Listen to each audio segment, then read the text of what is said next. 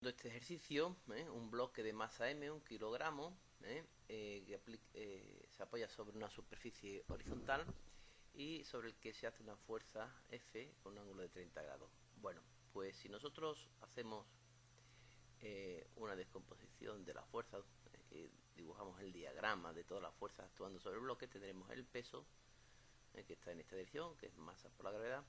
Tendremos una fuerza de rozamiento que se opone al movimiento. Tendremos en esta dirección la normal, que es la fuerza que esta superficie hace sobre el bloque, y además tendremos que sumar la componente F sub i.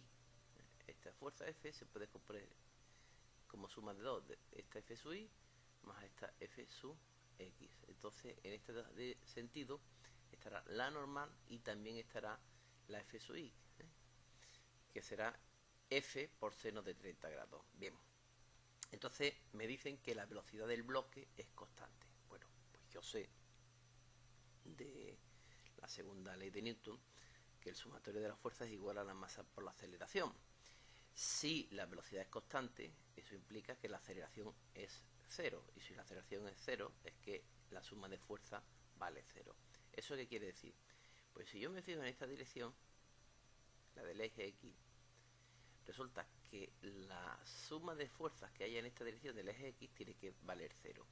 Y en esta dirección del eje X hay dos fuerzas. Una que es la componente F sub X, que será F por coseno de 30 grados, de F sub X, más vectorialmente FR, o menos, si no considero el carácter vectorial, fuerza de rozamiento. Es decir, que esta componente tiene que ser igual que esta otra. Es decir, esta componente aquí a la derecha, que ayuda al movimiento, tiene que ser justamente igual a la fuerza de rozamiento.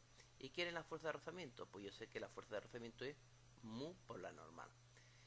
Y para obtener el valor de la normal, yo me fijo en esta dirección, en la dirección del eje Y. ¿Qué fuerzas actúan aquí?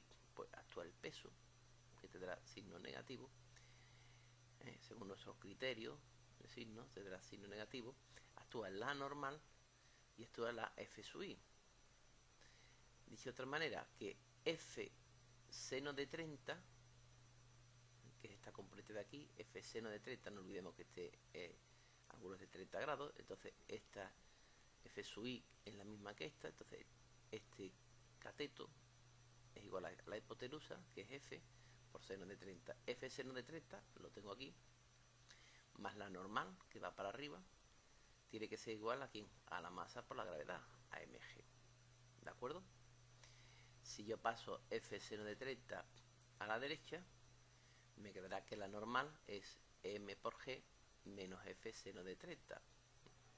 Es decir, esta ecuación la he obtenido yo fijándome en el eje de las y. Y considerando que F por seno de 30, que es esta componente de aquí de la fuerza, más la normal, tiene que ser justamente igual aquí, al peso. Si yo despejo esto, lo paso a la derecha, me quedará que la normal es igual a m por g menos F seno de 30. Bueno, también sé que en esta dirección la fuerza de rozamiento, lo he dicho, tiene que ser igual a F por coseno de 30. ¿Y por qué tiene que ser igual? Porque me dicen que la velocidad del bloque es constante. Y si la velocidad del bloque es constante, eso implica que la aceleración vale cero. Y si la aceleración vale cero, eso implica que la suma de las fuerzas vale cero. Y como tengo aquí una fuerza que va hacia la derecha y otra que va hacia la izquierda en el eje de las y, ambas tienen que ser iguales en módulo. Es decir, que fuerza de rozamiento, que es mu por la normal, es F por coseno de 30. Bien, pues ahora donde pone la normal, lo sustituyo por el valor que obtuve.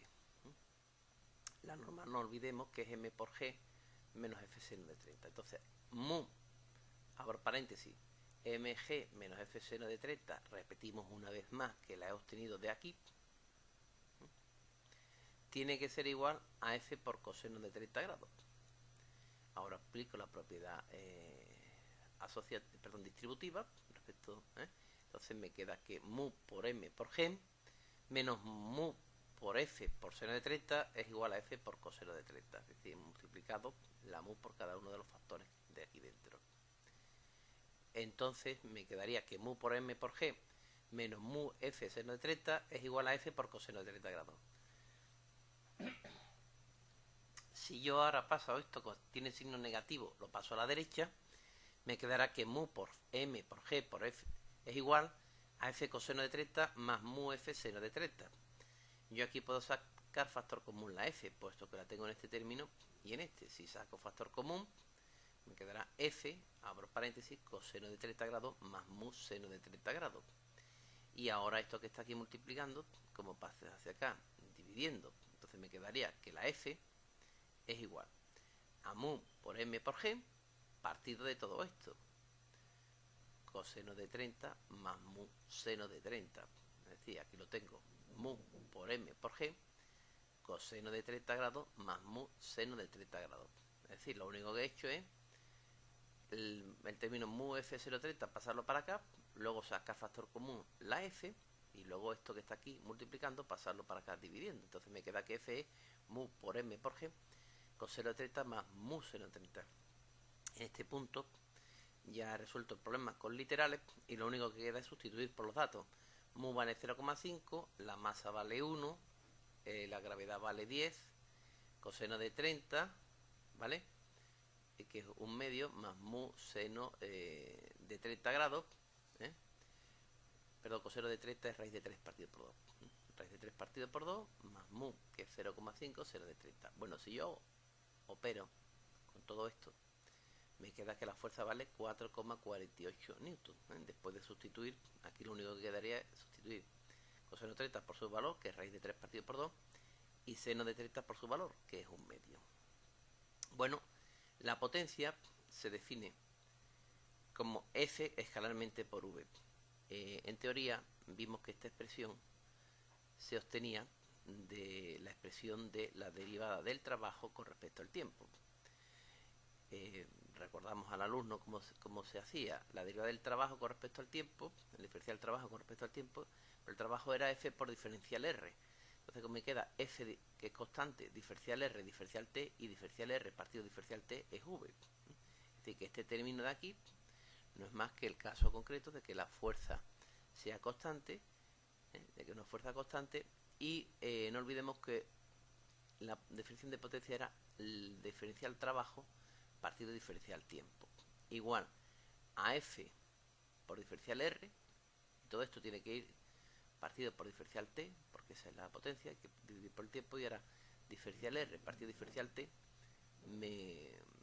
se me iban, bueno, lo sustituyo por su valor, que es la velocidad. En resumida cuenta, que emplazamos al alumno a que repase esta parte de teoría, le hemos dado una breve indicación, y entonces habría que hacer el producto escalar de F por V. Pero el producto escalar de F por V es módulo de F por módulo de V por coseno de alfa. Sustituyendo los valores tenemos la potencia ejercida, que es 4,48, obtenido el valor de la fuerza, por la velocidad, que me dicen que son 5 metros por segundo, por 5, por coseno de 30. Si yo realizo esta cuenta me sale 19,4, que como estoy trabajando en el sistema internacional, sus unidades me saldrán en el sistema internacional, es decir, en vatios. Entonces, la potencia disipada por la fuerza de rozamiento se calcula haciendo lo mismo, teniendo en cuenta que la fuerza de rozamiento es paralela al eje de la X y en sentido contrario. En sentido contrario en movimiento. Es decir, la fuerza de rozamiento vale justamente F por coseno de alfa. ¿Por qué vale F por coseno de alfa?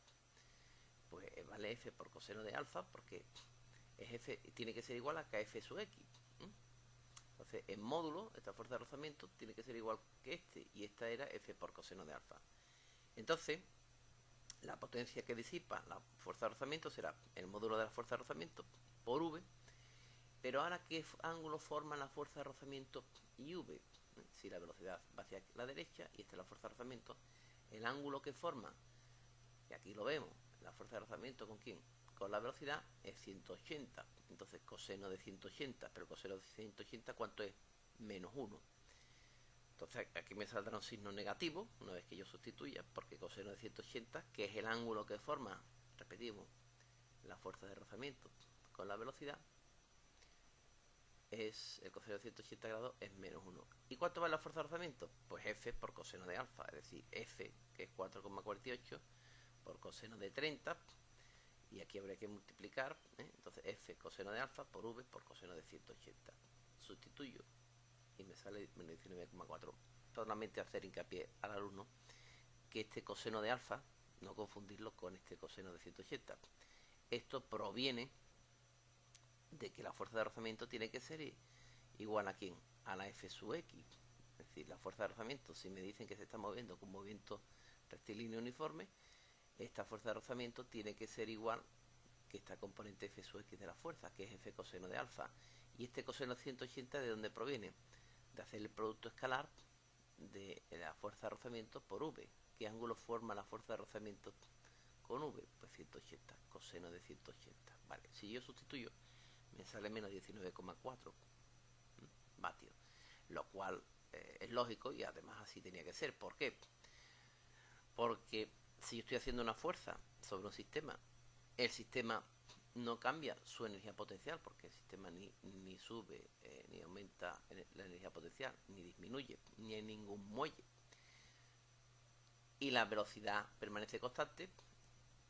Por una parte, no hay aumento de la energía cinética, porque la velocidad permanece constante. Por otra parte, no hay aumento de la energía potencial. El bloque no sube ni baja. Tampoco hay aumento de energías potenciales elásticas de muelle. Entonces, como la energía mecánica permanece constante y aquí hay una pérdida por fuerza de rozamiento, resulta que justo la disipación debido a la fuerza de rozamiento es la que me está proporcionando F. Dicho de otra manera, la potencia proporcionada por F se emplea única y exclusivamente en vencer a la fuerza de rozamiento. Por lo tanto, las dos potencias son iguales, pero de sentido contrario. Entonces, los dos trabajos son iguales, ya que todo el trabajo de mover el cuerpo se emplea en vencer a la resistencia. No hay ningún incremento de la energía del cuerpo, ni potencial ni cinética. Muy bien, pues con esto quedaría explicada esta segunda parte del